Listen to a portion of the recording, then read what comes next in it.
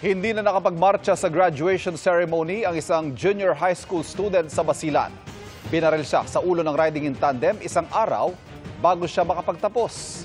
At nakatutok si Chris Adapita ng GMA Regional TV 1 Mindanao.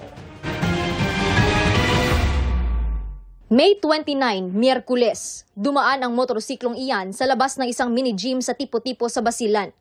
Makikita rin sa isang banda ang lalaking nakaupo sa nakaparadang motor.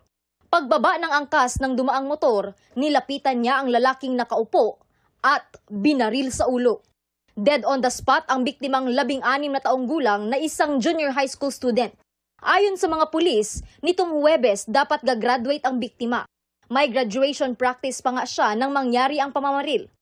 According sa mga relatives, medyo may connection po to sarido in between ng pamilya ng biktima at saka yung bumaril.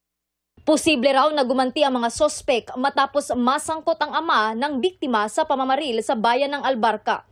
Patuloy ang investigasyon sa krimen. Para sa GMA Integrated News, Chris Adapitan ng GMA Regional TV 1 Mindanao, nakatutok 24 oras. Mga kapuso, patuloy na tumutok sa mga balita. Mag-subscribe sa GMA Integrated News sa YouTube. Sa mga kapuso abroad, samahan niyo kami sa GMA Pinoy TV at www.gmanews.tv.